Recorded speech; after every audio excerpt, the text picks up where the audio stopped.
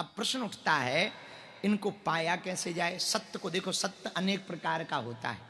बोलने का सत्य, चलने का सत्य, स्वभाव का सत्य। वो कहते हैं सत्यवादी है, सत्य पर चलते हैं, सत्य बोलते हैं।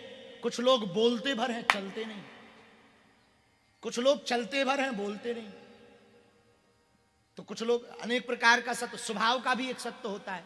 भाई कैसे हैं? बोले वो बहुत निर्मल आदमी है, एकदम निर्मल है, सत्यवादी तो है ही, निर्मल आदमी। तो अनेक प्रकार का सत्य होता है, पर श्रेष्ठ सत्य कौन है? जिस सत्य में ब्रह्म छिपा हो, वो श्रेष्ठ सत्य है।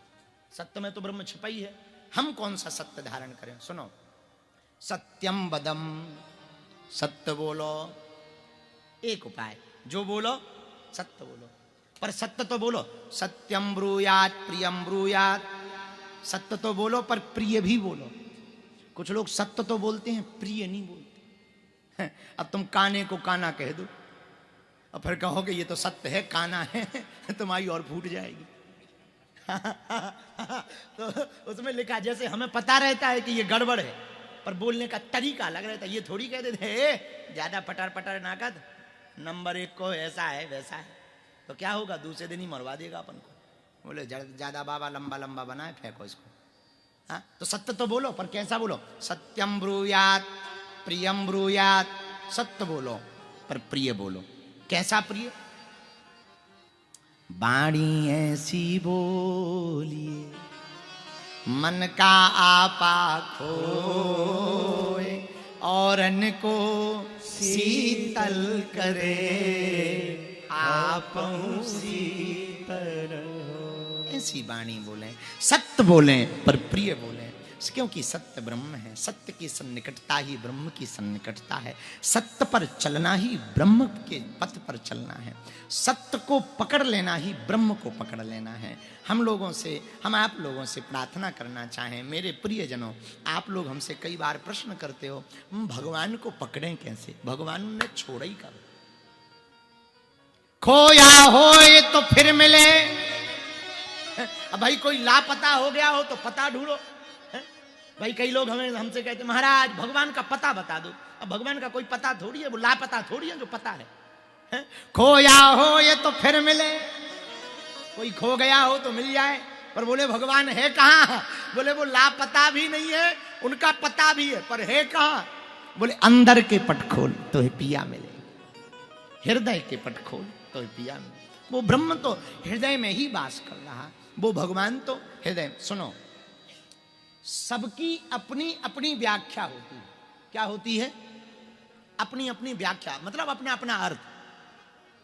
बात वही होती है, अर्थ न को। अब भाई देखो, हम शक्कर को चीनी कहते हैं, कोई शक्कर को शुगर कहता है तो वही।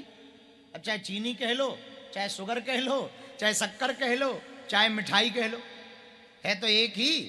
उसी प्रकार कोई ब्रह्म को परमात्मा कहता, कोई साकार कहता, कोई निराकार कहता, कोई कन्हैया कहता, कोई मोहन कहता, कोई माधव कहता, कोई चितचोर कहता, कोई माखन चोर कहता, कोई गिरधर कहता, कोई गोपाल कहता, कोई राघव कहता, कोई कृष्णचंद्र कहता, कोई बनचंद्र कहता, कोई बनवारी कहता, कोई गिरधारी कहता, कोई नंद नंदन कहता, कोई यशोदा नंदन कहता, कोई देवकी नंदन कहता, तो कोई राघव कहता, तो कोई कौशल्य नंदन कहता, तो कोई कौशल्या नंदन कहता, तो कोई सीता जी के पति के रूप में जनकात्म, कोई जनकात्म जा कहता, कोई जनक जी के नाम से नाम लेता, तो कोई रामचंद्र कहता।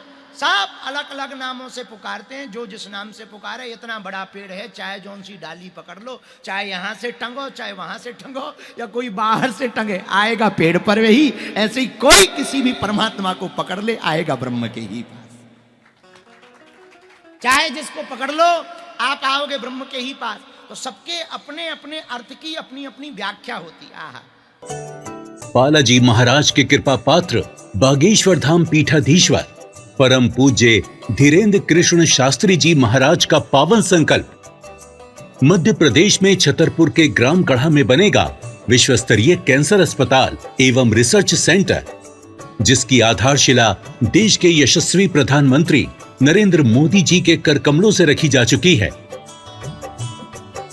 200 करोड़ रुपए की लागत वाले 100 बेड के इस अस्पताल में गरीबों का होगा मुफ्त इलाज। ये बहुत बड़ा अवसर है, बहुत बड़ा काम है।